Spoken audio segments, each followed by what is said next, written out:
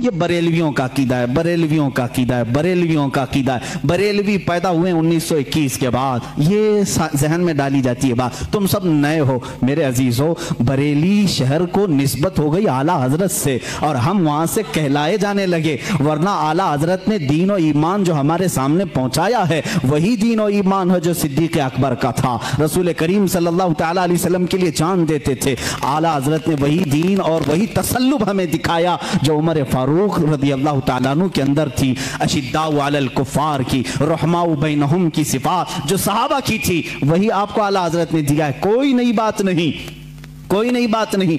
आओ मैं तुम्हें चंद मिसालों के जरिए से समझा दूं। मसलक के आला हजरत पर कुछ लोगों को सवाल है, कहते हैं नया मसलक कहां से आया है? तुम खुद नए हो मेरे भाई, तुझे मालूम नहीं। मसलक जो है रास्ते का नाम है, रास्ते को कहते हैं। ये नया नहीं है, दीन इस्लाम ही है। हर जमाने में किसी शख्सियत से मंसूब होता है, हर जमाने में, हर जमाने में दीन इस्लाम को किसी शख्स से मंसूब करके पहचाना जाता है, लेकिन दीन वही है। आज अगर आला हज़रत रहमतुल्लाह ताला अलैह की तालीमात इतनी रोशनास हैं कि हक व बातिल में वो फर्क पैदा करती हैं, तो जाहिर सी बात है मसलक आला हज़रत कहने में किसी को कुड़न नहीं होना चाहिए, जलन नहीं होना चाहिए। लेकिन एक बात मैं ये भी बता दूं, आप दीगर औलिया कामिलीन के नामों से आप जिक्र कर सकते हैं। मसलक गौसे आजम भी कहो, मसलक गरीब नवाज भी कहो, मसलक इमाम आजम अबू हनीफा भी कहो, मसलक मखदूम सिमना भी कहो, मसलक मखदूमान मारारा भी कहो। जिस वली का जो तरीका है उसको मसलक कहा जाता है।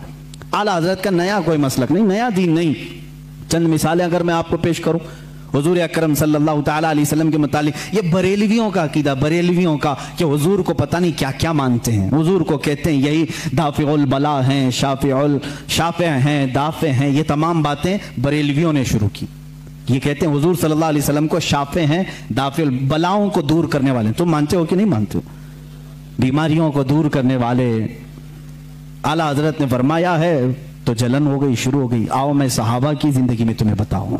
हुजूर अकरम सल्लल्लाहु तआला अलैहि वसल्लम की बारगाह में एक खातून आई अपने गूंगे बच्चे को लेकर, गूंगे बच्चे को लेकर, जिसकी जुबान नहीं थी, बोलता नहीं था, 8 साल का या 10 साल का बच्चा था। मुझे बताओ जुबान देता कौन है? कौन देता है? अल्लाह देता है। वो साहबिया को क्या मालूम नहीं था कि वो रसूल के पास क्यों आई? वो रसूल के पास क्यों आई?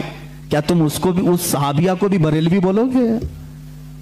मेरे अजीज इंसाफ करो। जुबान नहीं थी, लेकर के आई। हुजूर सल्लल्लाहु तआला अलैहि वसल्लम तो बानी इस्लाम हैं, शारे इस्लाम हैं। आप मना कर देते, ए खातून तुम मेरे पास क्यों आई? जा, जुबान अल्लाह देता है। जुबान कुव्वते गोयाई, बोलने की ताकत अल्लाह की देन है, जा उसके पास। हुजूर तो कहते, हुजूर ने भी नहीं फरमाया। खातून आई बच्चे को लेकर, रसूल करीम सल्लल्लाहु तआला अलैहि वसल्लम ने पूछा क्या बात है? कहा गूंगा है, बोलता नहीं। आप ऐसा कुछ फरमा दें, ऐसा कुछ इलाज दे दें कि ये बोलने लग जाए। हुजूर अकरम सल्लल्लाहु तआला अलैहि वसल्लम ने ये नहीं फरमाया क्या मैं डॉक्टर हूँ, मैं तबीब हूँ, मैं कोई खुदा हूँ, माज़अल्लाह। हुजूर ने कुछ नहीं फरमाया, बल्कि सामने उस बच्चे को किया, कहा उस बच्चे को सामने लाओ।